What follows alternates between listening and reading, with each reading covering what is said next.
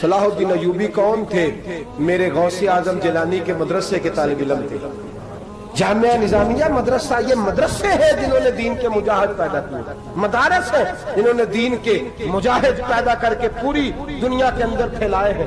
مدارس کے اندر دہشت گردی آئی، میں اختلاف نہیں کرتا، لیکن ابھی بھی مدرسے ہیں جن مدرسوں سے رسول اللہ کے دین کا سچا درس دیا جاتا ہے، امن پیار اور محبت کی فضا کو عام کیا جاتا ہے وہ مدارس، اور انشاءاللہ قیامت کی صبح تک وہ مدرسے قائم رہیں گے۔ صلاح الدین ایوبی مدرسے کے طالب علم ہے، مدرسے کا، لیکن مدرسہ اس کا تھا جو ساتھ درویش بھی تھا۔ صلاح الدین ایوبی اکیلا اپنے دوستوں سے کہنے لگا مسلمانوں کی مدد چند سالوں میں نکلو مدد کریں۔ انہوں نے کہا تیرے نکلنے سے کیا ہوگا؟ کہنے لگا میں نے نہیں نکلنا، میرے اللہ نے میری مدد کرنی ہے، میرے اللہ نے میری اٹھ باندھ کمر کیا ڈرتا ہے، پھر دیکھ خدا کیا کرتا ہے، اور میں مجھے نکلنے دے، اللہ میری مدد کرے گا۔ تھوڑا تھوڑا کر کے فوج جمع کی، کوشش کی۔ چند سالوں کے بعد اسی جگہ جہاں مسلمانوں کا خون بہا تھا، اللہ نے اسلام کا جھنڈا پھر سے بلند کر دیا۔ صلاح الدین ایوبی فاتح بن کے مسجد اقصی کے دروازے پہ کھڑا ہے۔ چند سال گزرے، عیسائیوں کا اپنا وہ ظلم ابھی یاد ہے، اور عیسائی سارے لیڈر کہتے ہیں تیاری کر لو، اب ہمارے بچے کاٹے جائیں گے، عورتیں بیوہ ہوں گی، گردنیں کٹیں گی، اب دیکھنا جتنا خون ہم نے بہایا تھا مسلمان اس سے دگنا بہائیں گے۔ صلاح الدین ایوبی گھوڑے پہ کھڑے ہیں اور پوچھتے ہیں او عیسائیوں بتاؤ تمہارے ساتھ کیا کروں؟ گردنیں جھک گئیں، جواب کوئی بھی نہیں۔ کہا تم نے 70,000 مسلمان ایک دن میں مارا تھا، بولو تمہارے ساتھ کیا کروں؟ تم نے ایک دن میں مسلمان یوں کاٹے جیسے گاجر مولی کاٹی جاتی ہے، بولو کیا کروں؟ عیسائی کہنے لگے ہمیں اپنے ظلم یاد ہے، تشدد یاد ہے، بربریت یاد ہے، تو بہتر جانتا ہے تو نے کیا کرنا ہے۔ صلاح الدین ایوبی گھوڑے پہ فاتح کھڑا ہے، آنکھوں میں آنسو آئے، تڑپ کے رویا، کہنے لگا میں تمہارے ساتھ وہی سلوک کروں گا جو میرے مصطفیٰ نے قریش مکہ کے ساتھ فرمایا تھا، لا تصریب علیکم، جاؤ تم پر کوئی زیادتی، جاؤ تم آزاد ہو۔ اس نے کہا تو کر کیا رہا ہے؟ کہنے لگا میں کیا کروں، میں اس محمد کا ماننے والا ہوں جس نے معاف کرنا سکھایا ہے صلی اللہ علیہ وسلم، میرے پیروں میں زنجیر ہے رسول اللہ کی غلامی کی، جاؤ تم آزاد ہو۔ اس نے کہا تم آزاد ہو، لوگوں نے کلمہ پڑھنا شروع کر دیا، اشہد ان لا الہ الا اللہ واشہد ان محمدا عبدہ۔ سارے قبیلے کے کچھ نہ کچھ لوگ مسلمان، ایک قبیلہ رہ گیا مسلمان نہیں ہوتا۔ صلاح الدین ایوبی اپنے خیمے میں بیٹھے ہیں تو ایک بی بی آ گئی، اس قبیلے کا کوئی شخص مسلمان نہیں ہوتا۔ بی بی آئی، آگے کہنے لگی میرے 4 بیٹے جنگ میں کھو گئے، چھوٹے چھوٹے بچے جنگ میں کھو گئے، مل نہیں رہے، فوجیوں کو حکم دے مجھے میرے بچے تلاش کر کے دیں۔ صلاح الدین ایوبی نے جھٹ پٹ سر پہ امامہ باندھا، نیزہ پکڑا، سینے بند باندھا، اپنے جبے کو سمیٹا اور باہر کہنے لگی تو کدھر جا رہا ہے؟ کہنے لگا میں خود تیرے بچے تلاش کر کے دوں گا۔ صلاح الدین چند سپاہی ساتھ گلی گلی نکلے، گلی گلی فجر کے نکلے، اثر ہو گئی، تھک گئے، 2 نمازیں صحرا میں پڑھی، جنگل کے اندر پہنچے تو ایک کونے میں 4 بچے ایک جگہ ڈرے اور سہمے ہوئے بیٹھے ملے۔ صلاح الدین ایوبی اٹھا کے لائے، ماں کو کہنے لگے تیرے بچے ہیں، نکلا اس لیے تھا کہ میرے نبی نے فرمایا بچے جدا ہوں تو ماں کو درد بڑا ہوتا ہے، اور میرے رسول نے فرمایا تھا جب جنگ کرنے جاؤ تو کھیت برباد نہ کرنا، فصلیں تباہ نہ کرنا، بچوں کو ماں سے جدا نہ کرنا۔ فرمایا میں سوچ رہا تھا تیرے بچے کہیں میری وجہ سے جدا ہو گئے تو مصطفیٰ کو جواب کیا دینا۔ فرمایا تیرے بچے ڈھونڈ کے لایا ہوں۔ بچے ماں کے پاس آنے لگے تو ماں نے بڑے بیٹے کے منہ پہ تھپڑ مارا، کہتا اماں کیا ہوا؟ کہنے لگے تو نے سنا نہیں کہ دشمن کے بچوں کی اتنی حفاظت کرتا ہے، میرے پاس نہ جا، اس کے قدموں میں بیٹھ جا۔ جس نبی کے غلام اتنے سچے ہیں وہ نبی کتنا سچا ہوگا، جس نبی کے نوکر اتنے کھڑے ہیں وہ نبی کتنا کھڑا ہوگا، جا کے کلمہ پڑھ لے۔ مسلمانوں کی نا ایک تعداد لڑتے لڑتے لڑتے لڑتے دور چلے گئی، تاتاریوں نے قید کر لیا۔ 4 مسلمان تھے، تبلیغ کرنے گئے، جنگ کرنے گئے، جہاد کرتے کرتے کافروں سے لڑتے لڑتے تاتاری قوم میں چلے گئے، وہاں قید کر لیے گئے تو سزائے موت کا حکم ہوا۔ 4 بزرگ تھے، سزائے موت کا حکم ہوا تو تاتاری بادشاہ جو تھا وہ بڑا خلاف تھا، بڑا سخت مخالف تھا مسلمانوں کے۔ اس نے کہا کہ ان کو جب پھانسی دینا نا مسلمانوں کو تو میرے سامنے دینا۔ اب 4 عالم ہیں، 4 صوفی ہیں، سفید داڑیاں، سر پہ امامے۔ پھانسی کا وقت آیا تو جو پھانسی گھاٹ ہے وہ ایک ہے، چاروں کو اکٹھے پھانسی نہیں ہو سکتی۔ ایک کو کہا کہ ایک ایک کر کے ان کو پھانسی دو، जब फांसी का वक्त आया ना, तो जो सबसे पीछे सूफी थे वो दौड़ के आगे आए, कहने लगे बादशाह पहली बारी मेरी लगा पहली। अब बादशाह ने कहा ठीक है इसे लटका दो। वो करीब आए तो दूसरे दौड़ आए, कहने लगे नहीं नहीं पहली बारी मेरी, मैंने ज्यादा काफिर कत्ल किए, मेरा बड़ा जुर्म है, मुझे पहले सजा दो। उनको फांसी देने लगे तो तीसरे आ गए, कहने लगे नहीं ये तो मेरा कत्ल करता था, रास्ते मैं बताया करता था, ढूंढ के मैं बतलाता था कि यहाँ ज्यादा तादाद है, मुझे पहले फांसी दो। तीसरे के साथ बात हो रही थी तो चौथा दौड़ा आया, कहने लगा ये रास्ते बताता था, ये तबलीग करता था, ये सारा कुछ करता था, लेकिन कहा ये कहते थे चलो वापस चलते हैं, मैं जाने नहीं देता था, मैं कहता था और काफिर मारने और इलाके फतह करने, मेरा जुर्म बड़ा है, मुझे पहले फांसी दो।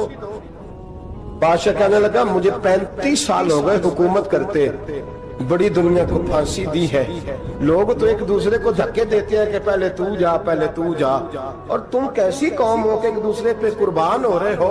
कहने लगा तुम एक बाप की औलाद हो, जाग रहे आप लोग, तातारी बादशाह काफिर बादशाह इस्लाम की मुखालफत करते हैं, एक बाप की औलाद हो का नहीं, एक कबीले के रहने वाले हो का नहीं, एक मुल्क के रहने वाले हो नहीं। उसने कहा रिश्ता क्या है तुम्हारा, रिश्ता क्या है? तो बोल के कहने लगे खुदा एक है नबी एक है, खुदा एक है और नबी मुनफरद एक है, इस कौम की नुकसान भी एक ही सबका नबी, अल्लाह भी कुरान भी एक, क्या ही अच्छा था होते अगर मुसलमान भी एक, यूं तो सैयद भी हो मिर्जा भी हो अफगान भी हो, तुम सभी कुछ हो बताओ कि मुसलमान भी हो। फरमाया हमारा अल्लाह एक है नबी एक है, तो कहा फिर एक दूसरे पे जान क्यों देते हो? फरमाया हमारे नबी ने हमें भाई भाई बना दिया है, भाई का दिल नहीं करता उसकी आंखों के सामने भाई चला जाए, हमारा दिल नहीं करता पहले मुझे दे पहले मुझे दे। बादशाह कहने लगा तुम्हारा जज्बा मुझे मुतासर कर गया, जाओ मैं तुम चारों को आजाद करता हूं, तुम्हें आजाद करता हूं। मेरे दोस्तों ये रंग था, देखे ना, ये इस धरती ने निजाम देखा है ना, इस फलक में पहली बार देखा, इस जमीन ने पहली बार, और मेरे हज़रत साहब फरमाया करते थे जमीन तड़प के रोई, उसने पहली दफा देखा। ओहद का मैदान है, 3 सहाबा तपती हुई जमीन पे जख्मों से चूर चूर पड़े हैं। हजरत अनस बिन नजर रज़ी अल्लाह ताला अन्हु पानी का प्याला लेके पहुंचे, एक जख्मी से कहा तुझे पानी पिलाना है, तो कहने लगा मेरे जख्म थोड़े हैं, वो जो साथ पड़ा है उसके जख्म गहरे हैं, पहले उसे पानी पिला दे, जा उसे दे दे। उसके पास पहुंचे तो वो कहने लगा वो मुझसे पहले गिरा था, उसका जख्म ज्यादा गहरा है, उसे पानी पिला। तीसरे के पास गए तो कहने लगा चौथा तड़प ज्यादा रहा है, उसकी उम्र ज्यादा है, मैं तो जवान हूं बर्दाश्त कर लूं, बुढ़ापे की वजह से निढाल हो गया है, पहले उसे पानी पिला। चौथा कहने लगा पांचवें के पास जा, पांचवा कहने लगा छठे के पास जा। हजरत अनस बिन नजर कहते मैं रो पड़ा, मैंने कहा मोहम्मद के गुलामों, रसूल ने तुम्हें कैसा जज्बा दे दिया है, जुबानें प्यास से बाहर है लेकिन तुम्हारी अखुबत मरते दम तक कायम है। कहते मैं 7वें के पास गया तो कहने लगा अगर 6 कुर्बानी दे सकते हैं तो मुझे खुद गर्ज न समझ, मैंने नहीं पानी पीना, जा पहले के पास ले जा। कहते मैं पहले के पास आया तो रूह परवाज कर गई, दूसरे के पास आया तो रूह परवाज कर गई, मैं 7वें तक आया तो इंतकाल कर गए। कहते पानी का प्याला मैंने उठाया और मैंने जमीन पे रखा तो मैंने कहा पानी गवा रहना, मोहम्मद के गुलाम मर तो जाते हैं पर एक दूसरे का ख्याल बड़ा रखा करते हैं, गवा रहना ये मर जाया करते लेकिन एक दूसरे का दर्द। मेरे दोस्तों लुटा हुआ बर्मा, रोते हुए मुसलमान, सिसकियां और आहें लेती हुई माएं पूछती हैं ए खासा ए खासाने रसूल वक्त दुआ है, उम्मत पे तेरी आके अजब वक्त पड़ा है। वो दीन जो बड़ी शान से निकला था वतन से, परदेश में वो दीन आज गरीबुल गुरबा है।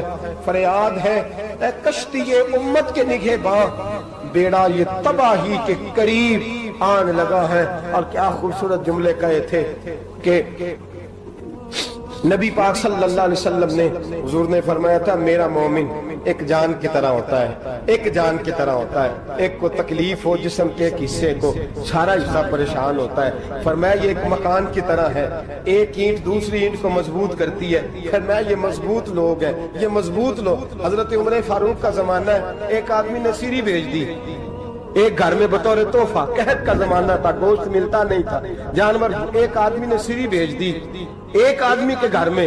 اس نے کیا کیا؟ اس نے اپنی بیوی سے کہا ہماری تو خیر ہے، ساتھ والا پڑوسی زیادہ غریب ہے، ادھر نہ بھیج دیں، یہاں گندم امیر شہر کی ہوتی رہی خراب اور بچی کسی فقیر کی فاقوں سے مر گئی، کہا ساتھ والے پڑوسی کے گھر سے میں کئی دنوں سے بھوک کی آوازیں، وہاں بھیج دے۔ اس کے گھر گئی تو اس کی بیوی شوہر کو مشورہ دیتی ہے، کہتی ہے میرے بچے تو دلیر ہے، ساتھ والے کے چھوٹے ہیں، وہ گزارا نہیں، ادھر نہ بھیج دیں۔ ادھر گئی، ایک روایت ہے 7 گھر، ایک روایت ہے 21 گھر، 21 گھروں میں گھومتی ہوئی وہ سری پھر پہلے کے گھر میں آ گئی، اور پہلا صحابی کہنے لگا صرف تو نے ہی محمد کا کلمہ نہیں پڑھا، باقی 20 نے بھی پڑھا ہوا ہے، صرف تو نے ہی رسول اللہ سے یہ درس نہیں لیا، باقیوں نے بھی لیا ہے، اور صرف تیرے اندر ہی جذبہ اظہار نہیں، تو ہی صرف مسلمانوں سے پیار نہیں کرتی، سارے ہی پیار کرتے ہیں۔ وہ سری پھر آ گئی ہے، اب کیا کرنا ہے؟ اب کیا کرنا ہے؟ امام نبوی نے لکھا ہے، وہ کہنے لگی کرنا کیا ہے؟ پکاؤں گی میں اور کھائیں گے 21 گھر، پھر بھی اکیلے نہیں کھائیں گے، پکاؤں گی میں اور کھائیں گے 21 گھروں کے مطابق شوربہ پکا، اور پھر برتن میں ڈال کے وہ بی بی ایک گھر کا دروازہ کھٹکھٹاتی ہے، کہتی ہے مصطفیٰ کے غلاموں نکلو باہر اور کھاؤ، اس لیے کہ جس نبی نے مجھے پیار کا حکم دیا اسی نے تمہیں بھی پیار کرنا سکھایا ہے، یہ رنگ چشم فلک نے سکھایا ہے۔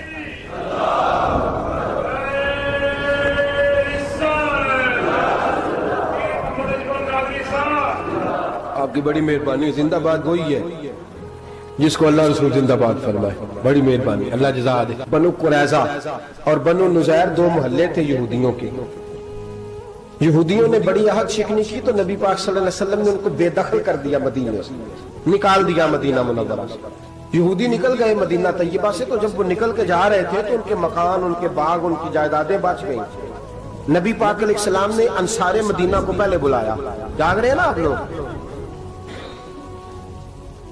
پیسے آتے کسی کو برے لگتے ہیں، اب تو یہ بھی حلال حرام کی تمیز بھی اٹھتی جا رہی ہے، جائیداد، باغ، مال، علاقہ خالی ہوا ہے، وہ چلے گئے اور لوگ تو ڈھونڈتے پھرتے ہیں۔ اللہ خیر فرمائے، شاملار جگہ ملتی نہیں اب شہروں میں، وہ کس کس نے نام کرا لی، کدھر گئی ہے کوئی خبر ہی نہیں، خالی جگہ پڑی ہے۔ میرے نبی پاک علیہ السلام نے پہلے انصار مدینہ کو بلایا، حضور نے فرمایا انصاریوں بہت بڑی جائیدادیں یہودیوں کی، بنو نذیر اور بنو قریظہ محلے خالی ہو گئے، میرا دل کرتا ہے وہ تمہیں دے دوں، اس لیے کہ تم نے اپنے مہاجر بھائیوں کے ساتھ بڑا تعاون کیا، جائیدادیں تم نے دے دی ہیں، مکانات دے دیے ہیں، بڑا کچھ تم نے دیا ہے، میرا دل کرتا ہے وہ تمہارے نام کر دوں۔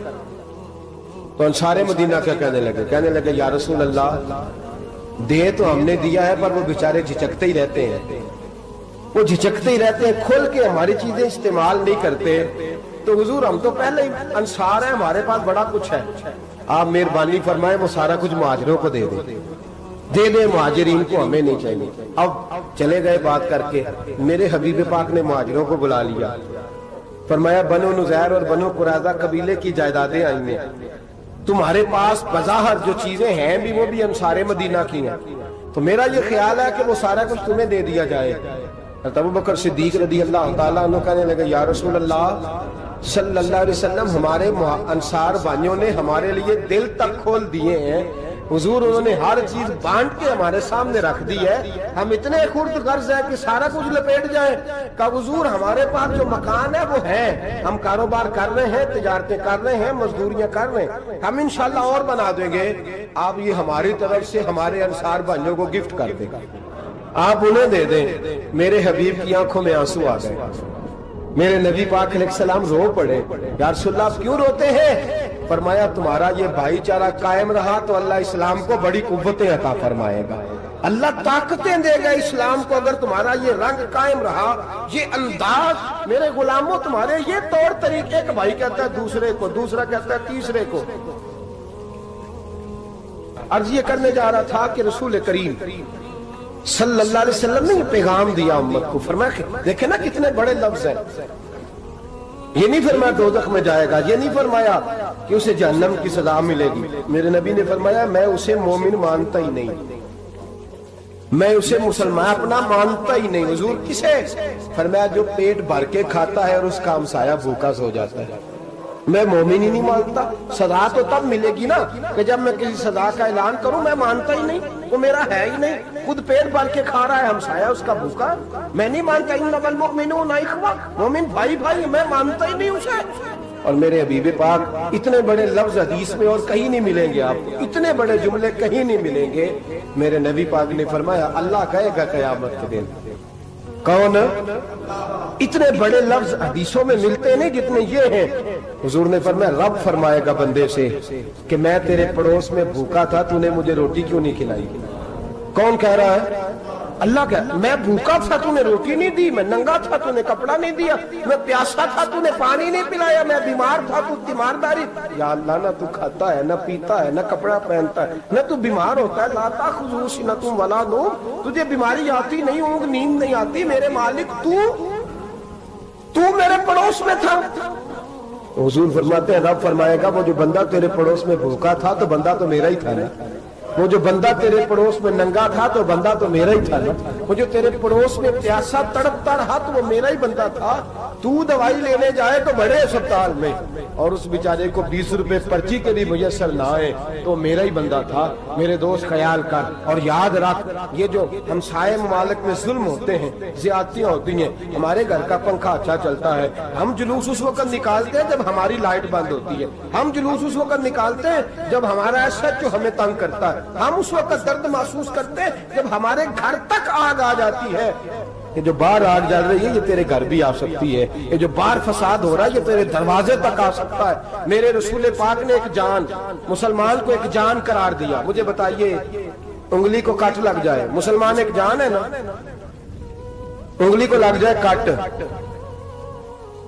دماغ کہتا ہے میں نے نہیں سوچنا اس کے بارے میں نے اس کے درد کو محسوس ہی نہیں کرنا. انگلی کی درد ہے, انگلی جانے, اس کا کام جانے. ایسے ہی ہوتا ہے نا. بولے پیروں سے کہتے ہیں, انگلی کہتی ہے چل ڈاکٹر کے پاس, پیر کہتے ہیں نہیں میں نے نہیں جانا, انگلی کا کام ہے انگلی جائے. ایسے ہی ہے نا. دل سے کہتے ہیں تو تڑپ تھوڑا سا, انگلی کو درد ہے, کہتے میں کیوں تڑپوں, انگلی کا معاملہ, انگلی جانے, اس کا کام جانے. ٹیلی فون کرنا ہے, ڈاکٹر صاحب کا پتہ کرنا ہے, تو کان کہتے ہیں میں نے نہیں بات سننی ڈاکٹر صاحب کی, زبان کہتے ہیں میں نے نہیں بولنا, انگلی جانے. ایسا ہوتا ہے. پیر احتجاج کرتے کہ میں نے ڈاکٹر کے پاس, میں کیوں چکر کھاتا پھروں ڈاکٹر کی دکان کی, انگلی کو درد ہے انگلی جانے. ایسا ہوتا ہے بھئی. میرے رسول پاک نے فرمایا مسلمان ایک جان ہے. تو درد برما کے مسلمانوں کو ہو رہا ہے تو پاکستانی کہہ رہے ہیں کوئی بات نہیں, وہ جانے, ان کا کام جانے. ایک جان ہے نا. درد ہونا چاہیے, تکلیف ہونا چاہیے. پھٹے پہ باتیں ہوتی ہیں اس موضوع پہ, اسمبلی پہ گفتگو ہوئی ہے اس موضوع پہ, آپ کی صوبائی اسمبلیاں اس موضوع پہ بولی ہیں, آپ کے کونسل اس موضوع پہ بولے. ہم تو اپنی اپنی سیاستیں, اپنے اپنے تماشے, اپنے اپنے چکروں میں لگے ہوئے. وہ دریا کے اندر سسکتے مسلمان, بنگالی کہتے ہیں ہمارے نہیں, برمی کہتے ہیں ہمارے نہیں, پاکستانی کہتے ہیں ہمارے نہیں, ترکی کہتے ہیں. وہ کس کے ہیں؟ وہ کس کے ہیں؟ وہ اللہ کے بندے ہیں, محمد عربی کے غلام ہیں صلی اللہ علیہ وسلم. لیکن میرے دوستوں کیا ہمیں کیا غرض ہے, وہ جانے, ان کا کام جانے. یہ جب تیرے پیروں تک آگ آئے گی پھر تجھے پتا چلے گا یہ بڑی سخت آگ ہے. آج جس کافر نے برما پر عرصہ دراز تنگ کیا, مسلمان تھوڑے تھوڑے مفاد لینے کی خاطر نا, بنو عباس اور بنو امیہ کی جنگ چل رہی تھی. بنو عباس جو تھے وہ غالب آ گئے, بنو امیہ جو تھے ان کی حکومت ختم ہو گئی. تو عیسائیوں نے بنو امیہ سے کہا کہ ہم تمہارے ساتھ تعاون کرتے ہیں, ہم تمہارے ساتھ تعاون کرتے ہیں اور بنو عباس پہ غلبہ پا کے تمہیں حکومت دلاتے ہیں. بنو امیہ بڑی جدوجہد کر رہے تھے بادشاہی کے لیے, لیکن انہوں نے کہا کہ ہم لڑ رہے ہیں, کوشش کر رہے ہیں, لیکن ہمیں کسی کافر کی مدد کی ضرورت نہیں. ہم جتنا مرضی لڑیں لیکن کافروں کے ہاتھوں بنو عباس کو مروانے کو ہم تیار نہیں ہیں. ہمیں خبردار, تمہارا آپس کا معاملہ ہے, ہم خود نمٹ لیں گے, تمہیں اجازت نہیں دیتے تم اندر کودو اور کود کر کے تم فسادات پیدا کرو اور مسلمانوں کے اندر تقسیم کرو. میرے دوستو مسلمان کو سوچنا چاہیے, سوچ بڑی رکھنی چاہیے. گھر کی جنگ سے نکل آ, اب بہو ساز کے جھگڑے سے باہر آ جا, اب ملے کی سیاست چھوڑ کے باہر کا سوچ. اب اسلام کو تیری حاجت ہے, اب पूरी दुनिया जब मुसलमान को देखे ना, फेसबुक यूज होती है, उस पर नौजवान जब इस्लाम की बात करने लगेगा, उस पर जब बड़ा इस्लाम की बात करने लगेगा, पूरी दुनिया में पैगाम जाएगा कि मुसलमान अब जागने लगा है, मुस्लिम खाबीदा बेदार होने लगा है, अब इसकी आंखें खुलने लगी है, अब ये अपने मजहब की बात करता है, अब ये अपने मुल्क से, सूबे से, बरादरी से निकल कर बोलता है, अब ये कहता है कि बाजू तेरा तौहीद की कुव्वत से कभी है, इस्लाम तेरा देश है, तू मुस्तफी है, अब ये बड़ी सोच रखता है, अब ये आलमी बात करता है। मेरे दोस्तों, हमारा तो हाल ये है, इमाम आज़म अबू हनीफा का फतवा है, आप फरमाते हैं जो मौलवी आलमी हालात से बाखबर ना हो वो जुमे की तकरीर ना करे, वो मुसलमानों की रहनुमाई नहीं कर सकता। आलमी हालात से जो खबरदार ना हो, तो जिसको छुट्टी हो जाए, तूने खत्म नहीं पढ़ा, दौड़ जा मस्जिद से, तू खत्म नहीं पढ़ता, हमारे तुझे पता ही नहीं तू कहाँ रहता है, भाग जा। वो आलमी हालात पे बात करेगा, क्योंकि बेचारे को तो पता है मेरी सवेरे छुट्टी हो जानी है। सियासत का लफ्ज छेड़ा नहीं तो मैं गया नहीं। याद रखे, वो जो बेदारी है, वो जो आला ज़र्फ़ी है, वो जो बड़ी सोच है, वो जो मिल्लत की सोच, वो जो कौमियत की सोच है, वो जो आगे बढ़ने का ज़ाविया है, वो तो अंदर इकबाल कहते हैं गला तो घूंट दिया अहले मदरसा ने तेरा, गला तो घूंट दिया अहले मदरसा ने तेरा, तुझे तो मदरसे वालों ने प्लेट पकड़ा दिया कि जा सवेरे लंगर इकट्ठा करके ला और दोपहर को रोटियां मांग के ला और देख आज मरा कौन है, खत्म किसका पढ़ना है, तो गला तो घूंट दिया अहले मदरसा ने तेरा, अब कहां से आएगी सदा ला इलाहा इल्लल्लाह, तो घूंट दिया तेरा गला, तू कैसे बड़ी बात करेगा।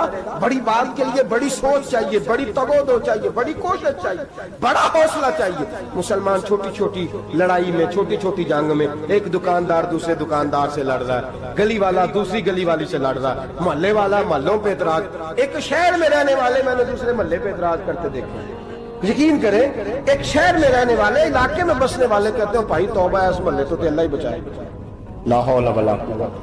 वो जो तकसीम दर तकसीम की सोच है, उसने छोटे छोटे टुकड़ों में मुसलमानों को बांट दिया है। छोटी छोटी तकसीम है, छोटा छोटा हमारा मिजाज है, छोटी सोच है। बड़ी सोच की बात सुनिए, सलाहुद्दीन अय्यूबी, जाग रहे हैं ना आप लोग, तुस आखना हजरत साहब एडी वड्डी गल छेड़ छड़ी है, इसका मतलब ही कोई नहीं, किन्ने बर्मा जाना है तो किन्ने मदद करनी है। मैं तो भाई फरीजा सर अंजाम दे रहा हूँ। मेरे नबी ने फरमाया बुराई को या हाथ से बदल, हाथ से नहीं बदल सकता तो जुबान से तो बोलना। तो मैं माजूर हूँ, कमजोर आदमी हूँ, हाथ से बदलने की ताकत नहीं रखता, तो दूसरे दर्जे पे तो मुझे अमल करने दो ना। असर करे न करे सुन तो ले मेरी फरियाद, नहीं है दाद का तालिब ये बंदा आजाद, रोने तो दो, तड़पने तो दो, आहें तो बहाने दो, सिस्कियां तो लेने दो, मार खाइए तो तड़पने तो दो। वो कुरान पाक, बर्मा में पाबंदी लगी है तो मैं यहाँ सोचने लगा हूँ कि वहां तो पाबंदी लगी है, यहाँ पहले ही लोग कोई नहीं पढ़ी।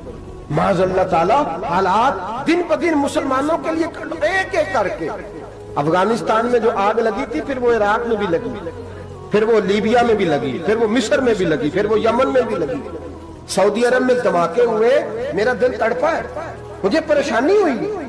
मैं बच्चे 5 थे, मैं बड़ा डिस्टर्ब हुआ। मैंने कहा यार ये हमारा सबका इजमाई अकीदत का मरकज है, हम कम से कम 1000 इख्तलाफ के बावजूद कहा करते थे कि अरब में अमन है यार, वहाँ सुकून है, वहाँ दुकानें खुली छोड़ के लोग चले जाते हैं, वहां भी फसाद होने लगा, वहां भी आग बढ़ गई है। लेकिन हम सिर्फ छोटी छोटी करके जब आग बुझाने की कोशिश करेंगे, उस वक्त आग नहीं बुझेगी जब हर आदमी अपने प्याले में पानी लेके आएगा, हर शख्स अपने घर की नल चलाएगा, हर शख्स नलका चलाएगा और पानी निकाल के ये आग बुझाएगा, तब ये आग बुझेगी। हर आदमी को किरदार, सोच बड़ी करें, नजरिया बड़ा करें, मिल्लत की बात करें, मुसलमान होके सोचे, मुसलमान होके सोचे, खुदारा निकले ये घर के झगड़ों से, थोड़ी देर के लिए अपने आप को बड़ा करें, बड़ी सोच आप बनाएं। जब दोस्तियां लगाएं, गिराने लगाएं, तो छोटे मोटे हिसाब से बचें। बाबा बुल्ले शाह साहब फरमाते, कोरे वर्क किताब नहीं हुंदे, कोरे वर्क किताब नहीं हुंदे, पत्थर दिल गुलाब नहीं हुंदे,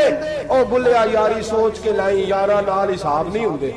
फिर जरा निकले इस हिसाब किताब से बाहर, बुल्लिया यारी सोच के लाई, यारा नाल साहब नहीं होंगे। फिर जरा बड़ा ज़हन करे, छोड़े अपने हिसाब। यूसिरून अला अनफुसिहिम वलनबलुवन्नकुम बिशैइन मिनल खौफि वल जूइ व नक्सिन मिनल अम्वालि वल अनफुसि वस समरात। फिर हिसाब किताब से निकले, फिर इमाम अली मकाम की तरह ये सोच बनाए कि हुसैन के बच्चे चले जाए तो कोई हर्ज नहीं, उम्मत पर आंच नहीं आनी चाहिए। एक इमाम अली मकाम, कल तक इमाम मैदान में खड़े थे तो अकेले थे, لیکن آج پوری دنیا کہتی ہے حسین ہمارا ہے، حسین ہمارا ہے۔ آج نظریہ امام علی مقام زندہ ہے، تو اکیلا ہے تو کھڑا ہو، یہ نہ کہا کر چھوٹی سی مسجد ہے، ایک کونا کا کھڑکاوا، مولانا تقریر کر رہے ہیں تو کیا بنے گا؟ ایک آواز کہیں سے گونجا کرتی ہے، پھر اس میں تاثیر میرا اللہ پیدا فرما دیا کرتا ہے، پھر اس کے اندر قوت میرا رب پیدا فرما دیا کرتا ہے، پھر اللہ اس میں تاثیر پیدا کر کے چار دانگ عالم میں پھیلا دیا کرتا ہے۔ جب آپ نماز پڑھ رہے ہوتے ہیں، جب آپ کا مصلی آباد ہوتا ہے، صلاح الدین ایوبی ایک بزرگ سے ملاقات ہو گئی، بیت المقدس پر قبضہ تھا عیسائیوں کا، تو صلاح الدین بڑے پریشان تھے۔ وہ بابا جی کہنے لگے پتر کیا ہوا؟ کہنے لگے حضور پتہ چلا ہے دشمن کے 2 بحری بیڑے اسلحہ لے کے آ رہے ہیں، مسلمان پہلے ہی کمزور ہیں، اور اب اگر 2 بحری بیڑے اور آ گئے تو حضور مسئلہ بن جائے گا۔ تو میں پریشان ہوں کہ کس طرح یہ کم مسئلے والی ہماری فوج ہے کیسے مقابلہ کرے گی۔ تو بابا جی کہنے لگے پتر اس طرح کرنا، آج رات تو بھی دعا کرنا اور میں بھی کروں گا، تو بھی دعا کرنا، آپ ناراض نہ ہونا، ہم تو پیروں والے ہیں، ہم تو پیروں کے نوکر غلام ہیں، ہمارا تو گزارا ہی نہیں، ہمیں تو ملتا ہے سارا کچھ وہاں سے۔ پر میرا سوال یہ ہے کہ تعویذ لینے جاتے ہو نفل کیوں نہیں پڑھتے؟ رات اللہ اللہ کیوں نہیں کرتے؟ یہ بھی تو ہمارے بزرگوں کا ہی طریقہ ہے، انہوں نے تو ہمیں سکھایا ہے۔ صلاح الدین ایوبی سے بزرگوں نے کہا کہ رات آج نا اللہ اللہ کرنا، تو میں تیرے لیے دعا کروں گا، تو بھی دعا کرنا۔ تو بندہ جب دکھی ہوتا ہے تو سجدہ کرتا ہے، تو پھر ہی تو مصلی بھیگ جاتا ہے، پھر ہی تو مزہ آتا ہے۔ سکھی بندہ تو کعبے جا کے نہیں روتا، دکھی تھے، تکلیف تھی، تو سر رکھا سجدے میں تو تڑپ گئے۔ اور وہ بابا جی کہتے ہیں میں مسجد آیا تو صلاح الدین چیخے مار کے رو رہا تھا اور کہہ رہا تھا مالک میں کوئی اپنی شان کے لیے تو نہیں نہ لڑ رہا، اللہ کو میں کوئی قبضوں کے لیے تو نہیں لڑ رہا، مالک تیرے لیے لڑ رہا ہوں، مجھے بے آبرو نہ کرنا، میری مدد فرمانا۔ کہتے ہیں میں آیا تھا کہ مسجد میں دعا کروں گا، پر صلاح الدین ایوبی کو روتے دیکھا تو میں لوٹ گیا۔ تو سویرے صلاح الدین ملے تو بڑے خوش تھے۔ میں نے کہا پتر کیا ہوا؟ کہنے لگے حضور وہ بحری بیڑے 2 آ رہے تھے نا اسلحہ لے کے، دونوں ڈوب گئے پانی میں ڈوب گئے۔ تو بابا جی کہنے لگے صلاح الدین وہ پانی میں نہیں ڈوبے، وہ تیرے آنسوؤں میں ڈوب گئے، وہ غرق ہو گئے، وہ جو تو نے مصلی بات کیا تو وہ تیرے آنسوؤں میں ڈوب گئے، وہ غرق ہو گئے، وہ تباہ اتنے قیمتی تھے تیرے آنسو کے بہا لے گئے دشمن کے بحری بیڑوں کو۔ میرے بھائی ٹھیک ہو گیا جی، میرے عزیز سمجھ لیں اس بات کو ہمیشہ کے لیے، اور اس پر غور کر لیں اچھے طریقے سے کہ میرے رسول کریم سید عالم صلی اللہ علیہ وسلم نے نا ہماری توجہ دلائی، حضور نے ہمیں بتلایا، ہمارا ذوق بڑھایا عبادت کی طرف۔ ایک صحابی تھے حضرت ابو فاطمہ رضی اللہ تعالیٰ عنہ، یہ ترمذی شریف کی حدیث ہے۔ نبی پاک علیہ السلام نے فرمایا ابو فاطمہ قیامت کے دن مجھ سے جلدی ملنا چاہتے ہو کہ دیر کے ساتھ؟ تو کہنے لگے حضور کون ہوگا جو دیر سے ملنا چاہے، ہم نے تو جان دے دی وعدہ دیدار پر۔ اعلیٰ حضرت فرماتے ہیں جان دے دی وعدہ اور نقد اپنا دام ہو ہی جائے گا۔ مجھے لگتا ہے کہ یہ سودا نقد و نقد ہو جانا ہے، چونکہ ہم نے جان دے دی وعدہ دیدار پر۔ آپ نے وعدہ کیا تھا کہ مریں گے تو پھر زیارت ہوگی، تو مر گئے ہم زیارت کی خاطر۔ جان دے دی وعدہ دیدار پر تو نقد اپنا دام ہو ہی جائے گا۔ اے رضا ہر کام کا ایک وقت ہے، دل کو بھی آرام ہو ہی جائے گا۔ تو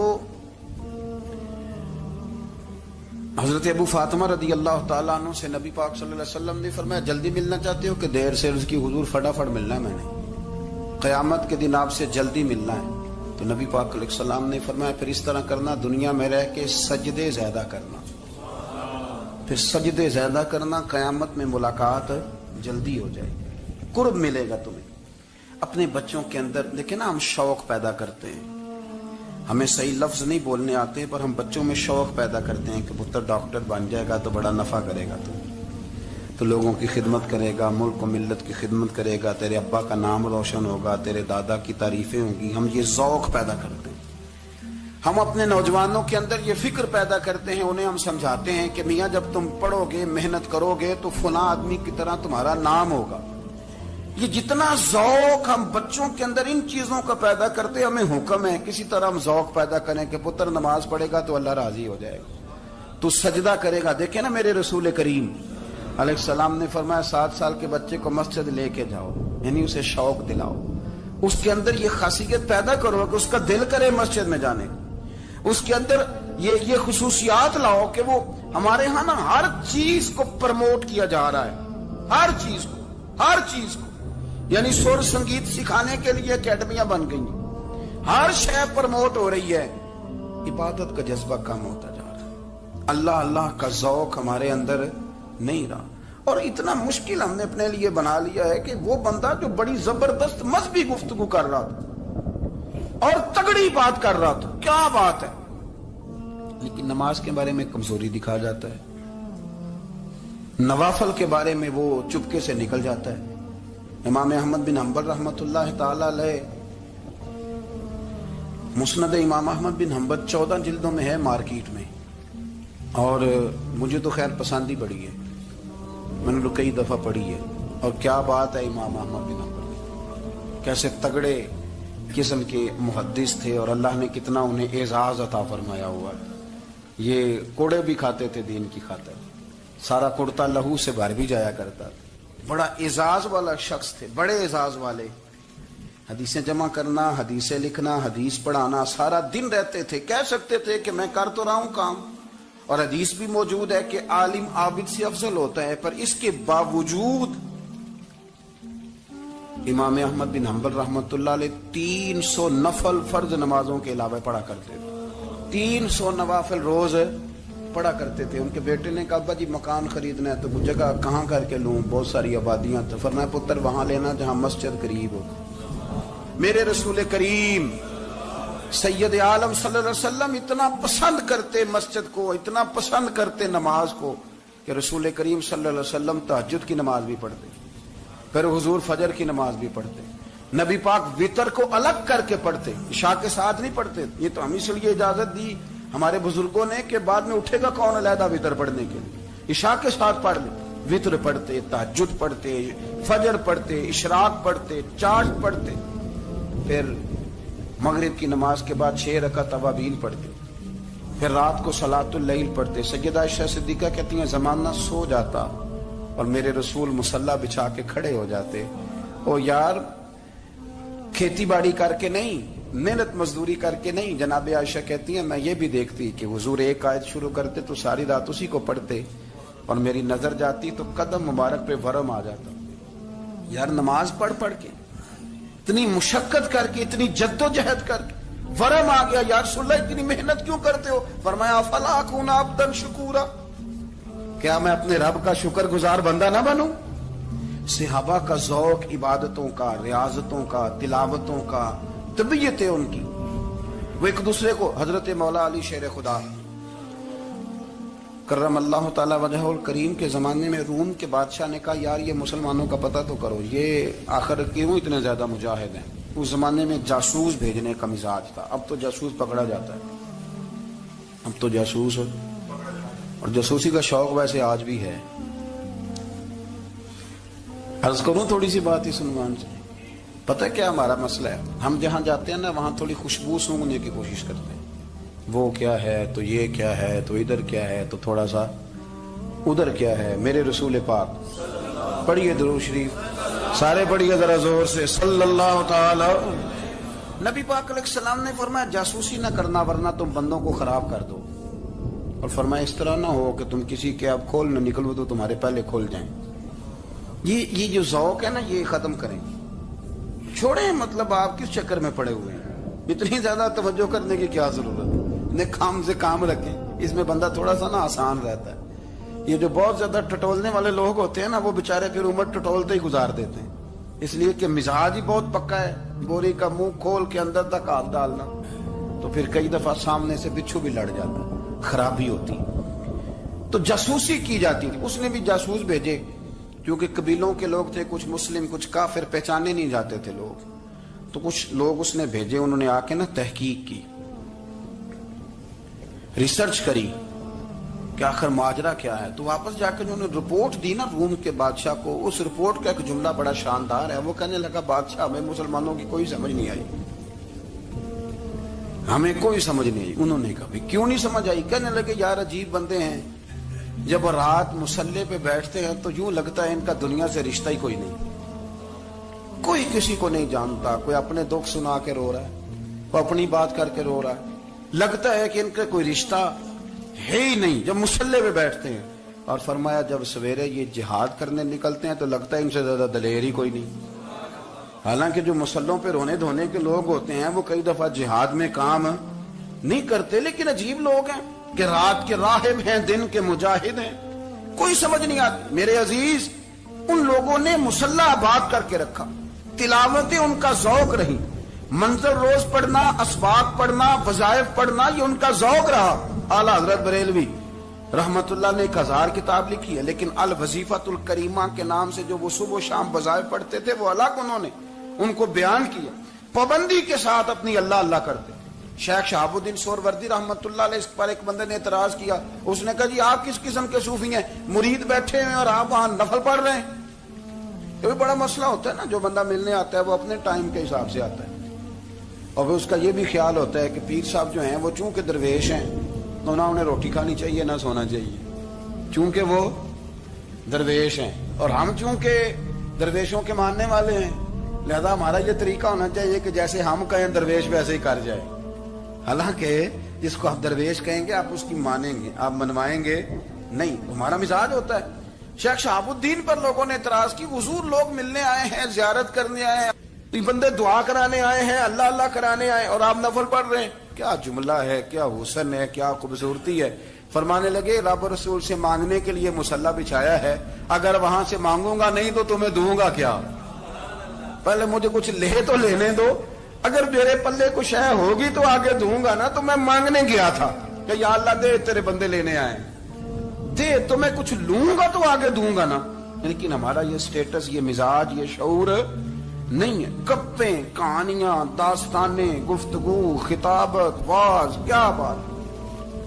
لیکن اگر کچھ کرنے کا کام ہو تو وہ نہیں ہم سے ہوتا. میرے نبی کریم علیہ الصلوۃ والسلام نے مصلی سے دل لگانے کا درس دیا، حضور نے توجہ دلائی. صحابہ اس ذوق کے حامل لوگ تھے، وہ کوشش کرتے تھے. جناب صدیق اکبر رضی اللہ تعالیٰ عنہ کا عبادت کا مزاج ہمیشہ قائم رہا. حضرت عمر فاروق ساری رات اللہ کے حضور کھڑے رہے.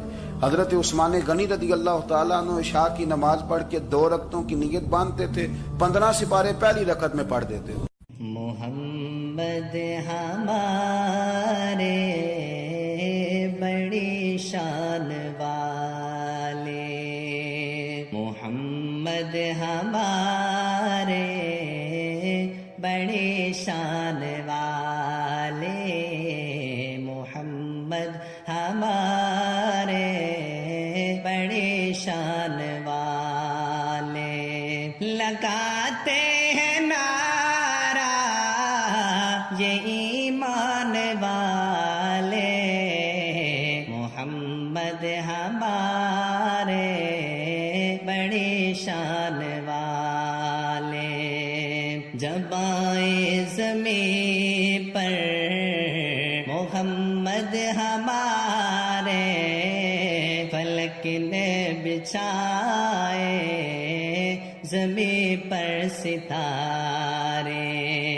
جب آئے زمین پر محمد ہمارے، فلک نے بچھائے زمین پر ستارے. اٹھے سرزمین عرب سے یہ نعرے، محمد ہمارے بڑی شان والے.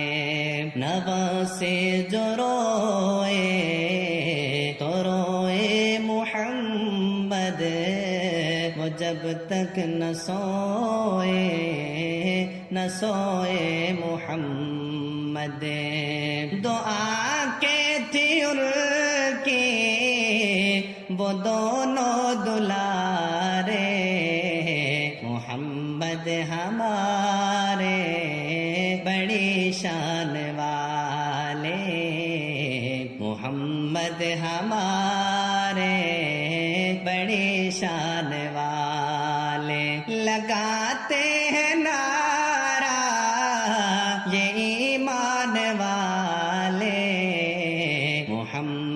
ہمارے